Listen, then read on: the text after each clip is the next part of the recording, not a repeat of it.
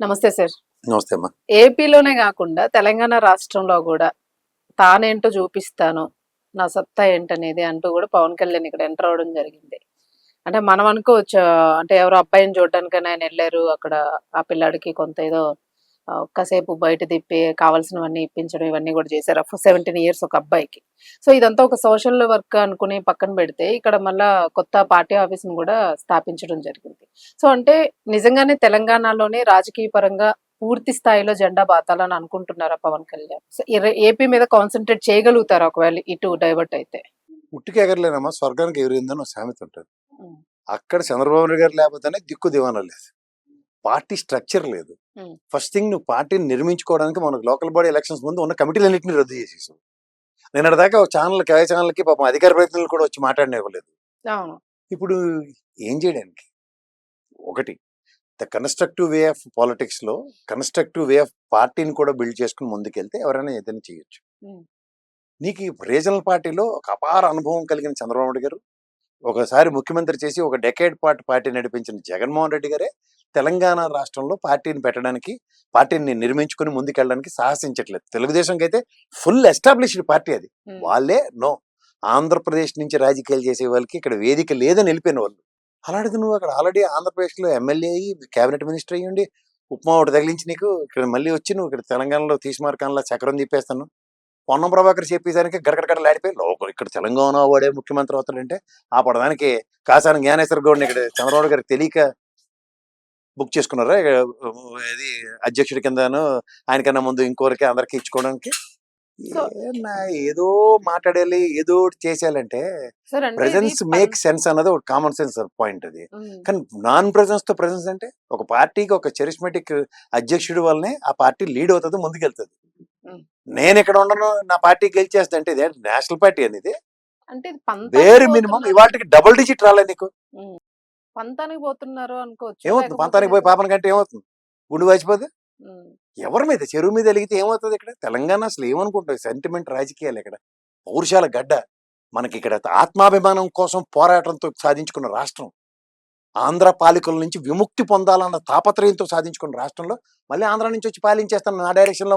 ఇక్కడ తెలంగాణ ముఖ్యమంత్రి ఉంటాడు, అప్పుడు తెలియదు వాళ్ళకి చంద్రబాబు గారి డైరెక్షన్ లో ఇక్కడ ఎవడో ఒకటి ముఖ్యమంత్రిని చేసి నడిపించేస్తారన్న దానికి ఎలా చేశారు ఆ పార్టీని? హ్మ్. కనుమరుగు చేశారు ఇక్కడ. ఎవరో భయ్ మీరంతా, నాకు అర్థం కాదు. అందుకనే బేసిక్ లాజిక్స్ చదువుకుంటే వస్తాయి. చదువు సంజయ్ లేకపోతే ఏమొస్తుంది? ఇలాంటి తెంగరతనమే ఉంటుంది. ఆయనేమో కొన్ని వేల పుస్తకాలు చదివానని అంటాడు. అదే ఆ తర్వాత నాగబాబు గారు ఇచ్చిన స్టేట్మెంట్ విను. 2 లక్షల రూపాయలు ఖరీదు చేసే పుస్తకాలు కొనంటే 2 లక్షల పుస్తకాలు చదివాడని ఆ తెలివి తక్కువ మేళం అంతా నమ్మి చెరగబడిపోయి చస్తే మనమేటి చేస్తాం. సరే ఇప్పుడు ఏపీలో కూడా చూసుకుంటే ఆ కేసులనేవి అంటే ప్రతిపక్షాన్ని మాట్లాడనివ్వకుండా విపక్షం గాని, ప్రతిపక్షం అనే పేరుకి ఉన్న ఇప్పుడు వైసీపీ గాని ఏదైనా ఎదురు మాట్లాడితే కొంతమంది మీద కావాలనే కేసులు బనాయిస్తున్నారని చాలా మంది ఆరోపిస్తూ ఉన్నారు. అది ఆరోపణైనా నిజంగానే వాస్తవం అయితే మరి ప్రతిపక్షం అనేది ఉండకుండా ఎట్లా రాజకీయం మనుగడ జరుగుతుందా? ఆవు సేల్లో మేస్తే దూడలు గట్టుల మీద కదా. హ్మ్. బీజేపీ కూడా చేస్తున్న పని అదే. వాళ్ళతో పాటు కోalition లో ఉన్న వాళ్ళందరూ అదే ఏడుపులు ఏడవాలి. సమూలంగా నిర్మూలన ప్రయత్నిస్తే పోయేదే ఉంది. అధికారం ఉంది కాబట్టి ప్రయత్నిస్తున్నారు. హ్మ్. ఎవరి వాయిస్లు నొక్కగలరు? ప్రజా ఉద్యమాలకి వేదికలు క్రియేట్ చేసే సౌలభ్యం కలిగిస్తున్నాయి ఈ ప్రభుత్వాలు. ప్రజా ఉద్యమాల నేపథ్యాలు మొదలైతే ఎవరు మిగులుతారు? ఎవరు కనబడతారు? అణిచివేత ఇందిరాగాంధీ కన్నా ఎమర్జెన్సీ పెట్టేసి అణిచివేసిన జయప్రకాష్ నారాయణ అలాంటి వాళ్ళని కూడా తొక్కి పడేస్తే ఏమైంది తదనంతర పరిణామాల్లో?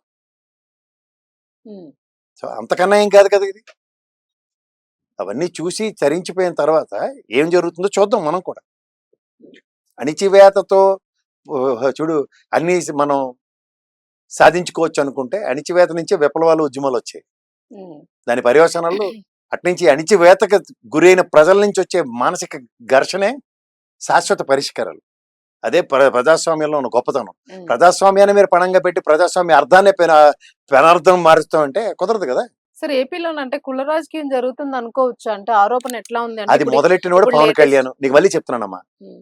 ఫస్ట్ థింగ్ రాష్ట్ర విభజన అన్నదా బాధ ఎందుకు పడిందంటే తెలుగు రాష్ట్రం ఈ దిక్కుమాల కుల జాడ్యం, అక్కడ పని పాటు లేని వాళ్ళు, పని చేసే ఉద్దేశం ఉన్నాడు, చదువుకున్నాడు ఆంధ్రప్రదేశ్లో ఉండడు. నువ్వు రాసుకోవాలంటే హ్మ్. ఎక్కడో పొట్ట చేత్తో పట్టుకుని ఎక్కడో పోయి ప్రశాంతంగా వాడు కులం మతం ఏది మాట్లాడకుండా పని చేసుకుంటాడు వాడు పని. కానీ అక్కడ ఖాళీగా కాలు జాపుకొని కాలాగజ్జ కంకాలం ఆడుకునే బుర్ర తక్కువ వేదవాళ్ళు ఉంటారు అక్కడ. నేను మొమ్మట లేకుండా చెప్తున్నాను. వాళ్ళకి కులం ఈ చెత్త చెదారంతో నిండిపోయి గబ్బు పట్టిపోయి ఉన్నారు వాళ్ళు. సరే అంటే ఇప్పుడు లేటెస్ట్ గా జరిగింది ఇష్యూ చిన్నదే అయి ఉండొచ్చు.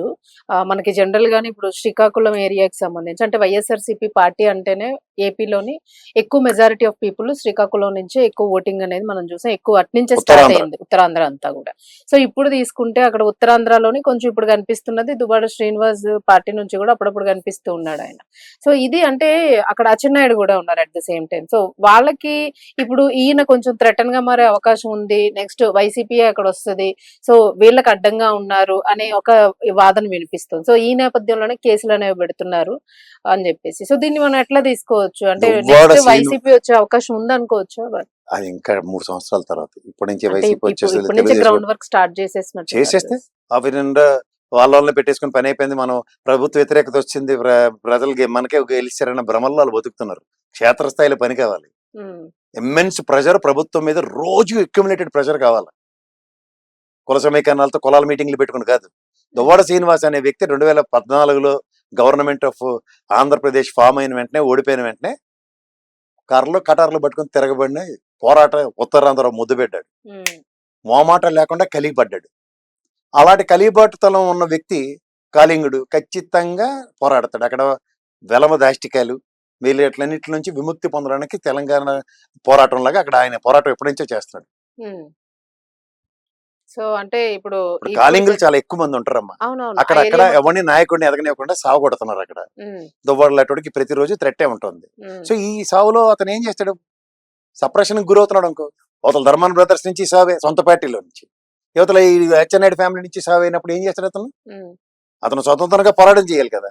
చేయలేక ఏం చేశారు? సెకండ్ రాజకీయాలు, కుటుంబ కలహాలని, ఉమ్, అదవాడు మాధురి గారిని మ్యారేజ్ చేసుకున్న, సెకండ్ మ్యారేజ్ చేసుకున్న ప్రాణాలు తినేస్తున్నారు. ఉమ్. సో అనవసరమైన విషయాల్లో ఆయన కన్ఫ్రంటేషన్ చేసుకుంటూ ముందుకెళ్తే ఎక్కడికి వెళ్తుంది? ఆయన తగ్గడు. మరి ప్రజలు ఆదరిస్తారంటారా సార్? ఎందుకు ఆదరించరమ్మా? ఇప్పుడు ఒకటి మనిషి తత్వం తెలుస్తూ ఉమ్. ఎన్నాళ్ళు సో నిన్ను కూడా అంటే ఈ ఇష్యూ వలన కొంత వ్యతిరేకత వచ్చింది అని అంటూ ఉన్నారు. అంటే ఆయన కూల్ గానే మాట్లాడతాడు ఎప్పుడు మామూలుగా. అంటే పొలైట్ గానే అవగాహనతో ఉంటది. మాట్లాడతాడు. పొలైట్ గా ఉంటది వ్యవహారం. అగ్రెసివ్ గానే ఉంటాడు కానీ అవగాహనతో అవగాహనతో మాట్లాడతాడు. మాట కరెక్ట్. అవగాహన రాహిత్యంతో ఎప్పుడు మాట్లాడ్డాడు. ఎగ్జాక్ట్ గా. సో అది మాధురి వలన పోయింది నిన్నంత ఇష్యూ వల్ల నెగిటివ్ అయింది అని అన్నారు. సో అది ఎప్పుడైనా పొలిటికల్ గా నెగిటివ్ అయ్యే ఛాన్స్ ఏమైనా ఉంటుందా ఆయనకి? ఇది చూడమ్మా, కూటమైనా దాన్ని అణిచివేతకు గుడైన దువ్వాడ శ్రీనివాస్ నాకు తెలుసు. ఉమ్, కుటుంబ సమస్యలతో సతమతమై ఒక దిక్కుతోచన స్థితి నుంచి ఇవాళ కాస్త ప్రశాంతంగా ఉన్నాడు మనిషి. ఉమ్. నాకు చాలా మంచి ఫ్రెండ్ వాడు. అవునా? సో అట్లాంటి వ్యక్తి ఒక సాంతన పొందుతున్న దగ్గర ఆవిడ వల్లనే ఆవిడకి ఉపద్రవం వచ్చిందంటే ఉమ్. సో ఇదంతా రాజకీయ. రాజకీయంగా బురద పోయడం మీదే ఉన్నప్పుడు ఉమ్. ఇప్పుడు ఎంత కాదన్నా వాళ్ళిద్దరూ అవునులేండి. ఒక స్టాండ్ మీద బయటకు స్టాండ్ వచ్చారు. మీద ఉంటారు. వాళ్ళకి కుటుంబ జీవితాలు అంటే ఏంటో తెలియని వాళ్ళు కాదు. ఉమ్. ఫ్యామిలీ లెగసీలో ఉన్న ఫ్యామిలీసే రెండు. పిల్లలు కాదు. చిన్న బొప్పులు కాదు. ఉమ్. దువ్వాడు సీన్ అయితే చిన్నోడు అసలు కాదు. అవును. ఎంతో అనుభవం ఉన్న వ్యక్తి అతను ఉమ్. జీవితం మీద. ఎక్కడో దగ్గర ఒక శాంతన కావాలి కదా మనిషికి. అవును. ఎన్నాళ్ళు బతుకుతున్నంత కాలం జీవితాంతం నరకంలోనే ఉంటాడు ఎవడని. ఉమ్. నేను ప్రత్యక్షంగా కొన్ని విషయాల్లో ఎప్పుడైనా సరే పవన్ కళ్యాణ్ చెప్తే అందరూ యాక్సెప్ట్ చేయరు. నాకు కుదరలేదయ్యా, ఒకటోసారి కుదరలేదు, రెండోసారి కుదరలేదని చెప్పినప్పుడు అంతా యాక్సెప్టెన్సే కదా. సో ఆయనకు కుదిరింది ఈయనకెందుకు కుదరదు అంటారు? అలా అని కాదు, మనం ఎగతాళి చేయడం లేదు. ఎందుకంటే అదే. అందరూ కుటుంబ జీవితాలు అనుభవిస్తున్న వాళ్ళమే. అవును. రేరెస్ట్ గా కొన్ని జరుగుతాయి. ఉమ్. ఆ జరిగిన వాటికి వెనక ముందు పూర్వపరాలు తెలియకుండా గుడ్డెత్తి చేళ్ళు పడినట్టు మాట్లాడడం అయితే నాలాంటి వాడితో అయితే కాదు. ఉమ్. అతను తన పర్సనల్ అది. పొలిటికల్ లెగసీలో అతని ధైర్య సాహసాలు అంటావా, అచ్చెన్నాయుడు మీద మొదటి రోజే కలిపడ్డాడు, ఓటమి తర్వాత కూడా. అతని ధీరత్వం అతని నుంచి మొదటి నుంచి ఉన్న లెగసీ. కాళింగుడు గ్యారంటీగా పోరాడుతున్నాడు అతను. అక్కడ కాళింగులను సప్రెస్ చేస్తున్నప్పుడు ఎక్కడో దగ్గర ఏదో జరగాలి కదా. సార్ అలాగే అంటే ఆయన ఇప్పుడు క్వశ్చన్ చేసింది ఏంటంటే ఒకటి కుల రాజకీయం అని, ఇంకొకటి ప్రజలకు రావాల్సిన రేషన్ గానీ సో ఇట్లాంటివన్నీ ఏవైనా ఇప్పుడు నీకు ఒక ఇవన్నీ మాట question చెప్తానమ్మా, చేస్తూ ఉన్నారు. సర్దార్ వల్లభాయ్ పటేల్ గారి తర్వాత సర్దార్ గౌతు లచ్చన్న గారు అని పిలిపించుకునే మహానుభావుడు మా ఉత్తరాంధ్రలో పుట్టిన ధైర్యశాలి. ఆ ఫ్యామిలీకి ఏమైనా న్యాయం జరిగిపోతుందా చెప్పు ఒకసారి. ఒక రకంగా అంటే ఏదో ఎమ్మెల్యే గెలవడం కాదు కదా. ఉమ్. ఒక విగ్రహ ఆవిష్కరణకు వచ్చి పక్కోడు ఎవడు నిలబడిన దానికి కూడా ఆవిడ ఎక్స్ప్లెనేషన్ ఇచ్చుకుంది. ఆ బంగారు తల్లి మా శిరీషమ్మ. అవును. మేము వాళ్ళని కుటుంబాల పరంగా ఉత్తరాంధ్రలో నేను చదువుకున్నవాడిగా చెప్తున్నాను. ఆ ధీరత్వాలు సూరత్వాలు ఆ మహానుభావుల గురించి తెలుసుకున్నవాడిగా చెప్తున్నాను. సో ఇట్లాంటివన్నీ మన కళ్ళ ముందు కనబడుతున్నప్పుడు కొన్ని కంపారిజన్స్ లో పొలిటికల్ సప్రెషన్స్ గురవుతున్నప్పుడు వాళ్ళు ఎవరి వలన అన్న తెలిసి కూడా వాళ్ళని కొన్ని పార్టీలు సంకరెత్తుకుని తిరుగుతుంటే నో. Okay sir. అంటే ఇప్పుడు ఆంధ్ర ఇప్పుడు ఒక ఏరాలో ఈ పార్టీ పోరాట తత్వంతో వైఎస్ఆర్సీపీకి పనిచేస్తున్నాడు దువ్వాడ కప్పకుండా ఉన్నాడు ఉత్తరాంధ్రలో ముఖ్యంగా శ్రీకాకుళం జిల్లాలో ఇద్దరు దద్దిపోయినాలు తినుకుని ధర్మాన ప్రసాద్ బ్రదర్స్ ఇద్దరు ఇంట్లో కూర్చొని చెక్కబందీలు చేసుకుంటారు వెనకదలో గోతులు తవ్వుకుంటున్నారు. సో స్కోప్ ఉంది లేదు అనేది పక్కన పెట్టేసి ఈయన పోనీ పోరాటం ఏం అంత చేస్తున్నారు? రాజకీయ అనుభవం దురంధుడు కదా ధర్మాన ప్రసాద్. పోనీ పార్టీ ఆఫీస్ మంగళగిరి ఆఫీస్ లో కూర్చొని జగన్మోహన్ రెడ్డికి ఏమైనా సలహాలు ఇస్తున్నాడు పనికొచ్చినవి అవి కూడా చేయరు. ఎంతసేపు లోకల్ పాలిటిక్స్ లో గోతులు తవ్వుకుంటా రామ్మోహన్ రెడ్డి గారి సన్నిధిలో శాత తీరడం. ఎవరికి తెలియవు అక్కడ రాజకీయాలు. సార్ ఇప్పుడు అంటే మనం అవును ఇవి ఇవి అడ్రస్ అవ్వాలా? అవును చెప్పండి. అయితే నీ ఫ్యామిలీ లేదా నా ఫ్యామిలీ అనుకుని ఆ ఫ్యామిలీని ఏం చేయలేరు. ఎందుకంటే ఆయన మహానుభావుడు ఎర్రనాయుడు గారి ఫ్యామిలీ కదా, ఆయన లెగసీ అయింది. నీకు అంటుంది ఏంటంటే చెట్టు చాటు నీడన బతికేస్తున్న వాళ్ళ ఫ్యామిలీస్ లెగసీస్ కంటిన్యూ అవుతున్నాయి. ఇక్కడ at the cost of parties జరుగుతున్నప్పుడు వ్యక్తులను పణంగా పెట్టి చంపేస్తున్నారు. దానికి దువ్వాడే బలి అవుతున్నాడు ప్రతిసారి. సార్ ఈసారి ఏమైనా దువ్వాడ స్కోప్ ఉంటుందా అని ఇది నా క్వశ్చన్. నేను అడిగేది అది. స్కోప్ ఈజ్ అమ్మా ఒకటి పొలిటికల్ క్షేత్రంలో అంటే ఆయన ఇప్పుడు ఒక రెండో ఇద్దరు వీర అభిమాని జగన్మోహన్ రెడ్డికి. జగన్మోహన్ రెడ్డి అనే వ్యక్తి ట్రాన్స్పరెన్సీ కనుక బయటికి తీస్తే దువ్వాడికి కన్సిడరేషన్ ఉంటుంది. సార్ అంటే ఎప్పుడు మాట్లాడితే కర్మ అంటాను నేను. ఇంకొక వాదన కూడా వినిపించింది, ఆయన టీడీపీలో కన్వర్ట్ నవ్వర్. అవుతారు. ఆయన ఒకటే ప్రజారాజ్యం ప్రస్థానం నుంచి చూసుకున్నాడు. ఇప్పుడు నీకు ఒకటమ్మా లోకల్ లాబింగ్ అన్నది ఒకటి ఉంటుంది, లోకల్ కాంప్రమైజ్ ఒకటి ఉంటుంది. జీవితాంతం పోరాటం చేస్తున్న ఎర్రనాయుడు గారి ఫ్యామిలీ మీద ఉదాహరణకి ఇప్పుడు ఎర్రనాయుడు గారు లేరా మహానుభావుడు లేడు కానీ అచ్చెన్నాయుడు గారు రామ్మోహన్ రెడ్డి గారి మీద పోరాటం చేస్తున్న అతను, ముఖ్యంగా అచ్చెన్నాయుడు మీద పోరాటం చేస్తున్న దువ్వాడ కాంప్రమైజ్ అయితే తెలుగుదేశంలో అంటే ఎక్కడ జడ్పీ చైర్మన్ అవడానికి. అంటే ఆయన ఆ మధ్య కాలంలో ఎంత సఫర్ అయ్యాడో అందరం చూసాం మనం. అది ఫ్యామిలీ పరంగా కానివ్వండి లేకపోతే ఫ్యామిలీ పరంగా అంతా వైఎస్ఆర్సీపీ నుంచి చేసినాడు. నేను అదే అడుగుతున్నాను. వైసీపీ ఆయనకి సపోర్ట్ ఏం అందించలేదు ఆ టైంలో అని వాళ్ళు బయటకు మాట్లాడడం కూడా జరిగింది. సో ఈ విషయంలో అసలు జగన్ నుంచి ఎలాంటి సపోర్ట్ లేదు అని చెప్పి. జగన్ నుంచే ఉంది కానీ లోకల్ వైఎస్ఆర్సీపీ నుంచి లేదు అతనికి. ఇది చెప్పండి. జగన్ గారి దగ్గర నుంచి అతనికి సపోర్ట్ ఉంది, ఉండబట్టే అతనికి అలా ఆవిడికి కాదని చెప్పి అతనికి టికెట్ ఇచ్చారు. ఇది మళ్ళీ బురద వేసేస్తారు అసలు విషయాలు గ్రహించకుండా జగన్మోహన్ రెడ్డి. ఇది అప్రహెన్షన్. సో మొత్తానికి అయితే అక్కడ పవర్ ఉన్నది అయితే ప్రస్తుతానికి అచ్చెన్నాయుడు రామ్మోహన్ నాయుడిని మించి దాటి ఏదైనా గెలిచేసి స్కోప్ అయితే ఇలా ధర్మాన బ్రదర్స్ లో మాత్రం దువ్వాడ ఈల్డ్ అవ్వడు. ఇది గ్రహించారు. మీరు అనేది అది ఆ విశ్వాసం అనేది ఆయన రూట్ సెపరేట్. ఆ విషయంలో మా లచ్చన్న గారి ఫ్యామిలీ కూడా నెవర్ ఈల్డ్. సో అది పదవులు లేపనా పర్లేదు కానీ ఎక్కడ వాళ్ళ మొకటాలు కింద పెట్టరు, గుర్తుంచుకో. అది శ్రీకాకుళం లెగసీ అది. సో ఇదైతే ఒక క్లారిటీ వచ్చింది సార్ మనకి. ఇంక ఇప్పుడు ఏంటంటే ఇప్పుడు ఏపీలోని ఆంధ్ర రాష్ట్రంలోని మనం ప్రాజెక్ట్స్ అన్ని చూస్తూ ఉన్నాం, వర్క్ జరుగుతా ఉంది. సో అంటే అంటే ఇప్పుడు మనకి ఐటీ కంపెనీస్ వస్తున్నాయని గానీ వాళ్ళతో అదే ఏం వస్తున్నాయి గానీ అన్ని పెద్ద తపేలశాలకి అడ్డింగ్ పెట్టికు పలానాది వచ్చింది పలానాది ఉంది అని చెప్తే దాని మీద నేను మాట్లాడతాను. సో ఇప్పుడు అంటే మనకి ఏఐ ఒకటి తీసుకుందాం. అది ఏంటి తీసుకుంటావు ఏఐలో ఏం తీసుకుంటావు? పదే పదే లోకేష్ వెళ్తున్నాడు. అవునమ్మా వెళ్తున్నాడు. ఆయన ఒక బృహత్తర కార్యక్రమం చంద్రబాబు నాయుడు గారి గవర్నమెంట్ లో నేను ఎప్పటి నుంచో చెప్తున్నాను. ఆయన మొత్తం వరల్డ్ వైడ్ తిరగడం, కోఆర్డినేషన్స్ చేయడం, ఏదైనా కంపెనీల్ని ఇవాళ కేబినెట్ సమావేశం కూడా దాని మీదే ఉంది. ఇవన్నీ సులభతరం single Windows type loan is of doing business ని ఎంత ఈజీ సులభతరం చేయడం ఇట్లాంటి వాటిలో ఆయన సిద్ధాస్తుడు. సో దీనికోసం ఆయన విశ్వ ప్రయత్నం అన్నది జరుగుతోంది. ప్రయత్నం వరకే ఇది పరిమితం కాకుండా గ్రౌండ్ ఏ విధంగా ఎగ్జిక్యూట్ అవుతుంది అన్నది మనం వెయిట్ చేయాలి. ఇప్పుడు ఇది నేను అంటుంది వరల్డ్ వైడ్ రెసెషన్ నడుస్తుంది. నువ్వు ఏ అని చెప్పుకొని మనం నిజంగానే సంకలు కొట్టుకుంటూ వెళ్తున్నాం.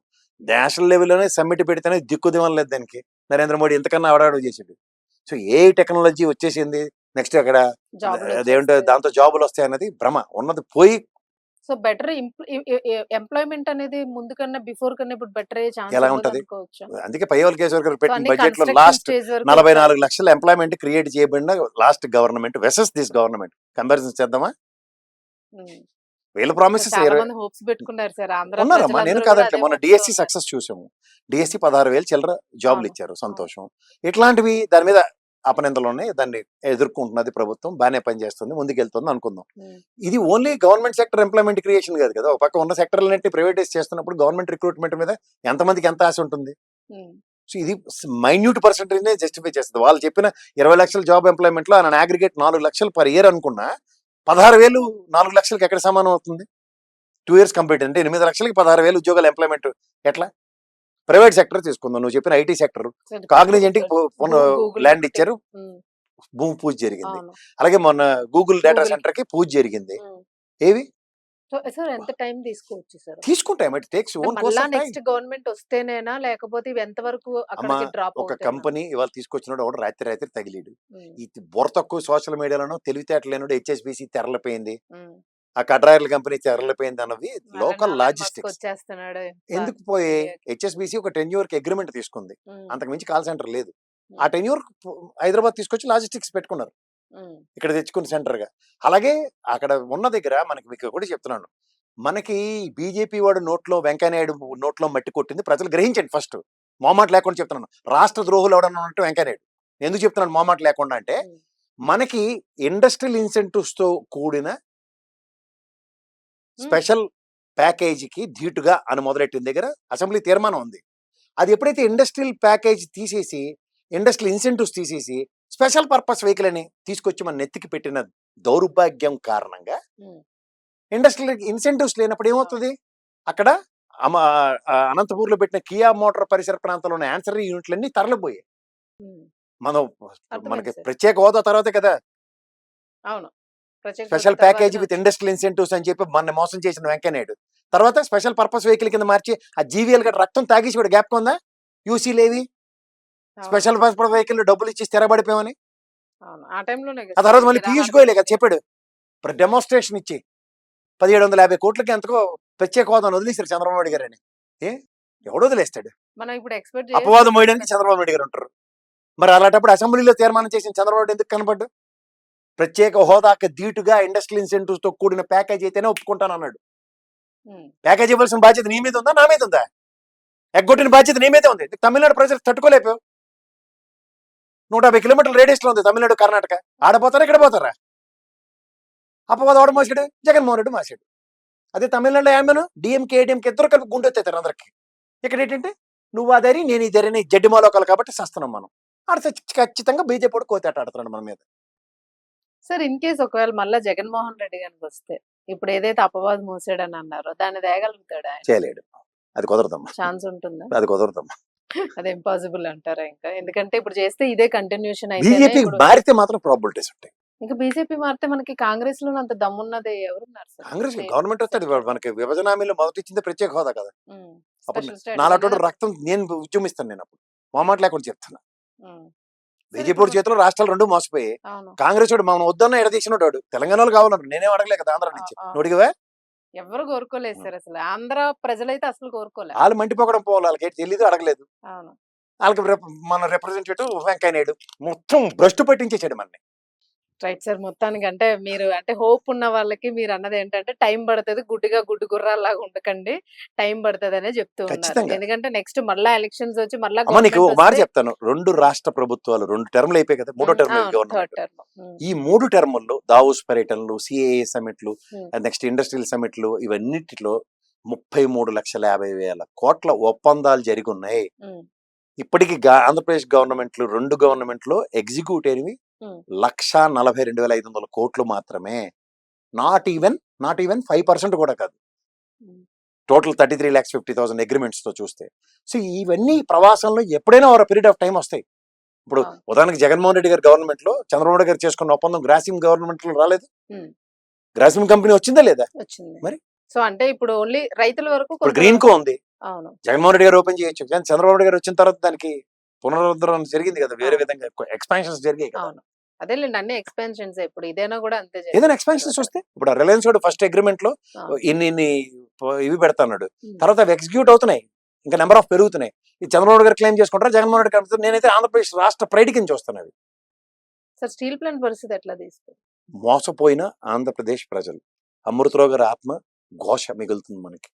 ఆయన ఆత్మత్యాగం, 33 మంది సమైక్య రాష్ట్రంలో అమరులైన త్యాగధనులకి ఇవాళ మనం ఏమీ చేయలేని జడ్డిమా లోకల్లో కూర్చుని ఉన్నాం చూడు, మన జడ్డి వేదతనం ప్రజలు ఒప్పుకోవాలి. ఇన్నాళ్ళు దాని మీద ఫలితాలు అనుభవించిన కేంద్ర రాష్ట్ర ప్రభుత్వాలు కూడా అవును. దాన్ని పట్టించుకోకపోవడం మన దౌర్భాగ్యం. ముఖ్యంగా ఈ రాజకీయ పార్టీలు అవసరాలు తీర్చుకోవడానికి, పబ్బాలు గడుపుకోవడానికి మాత్రమే తప్ప, ఎవడైనా అమృతరావు గారిలాగా ఒక నిరాహార దీక్ష చేస్తాడేమో అని నేను ఎదురు చూస్తున్నా.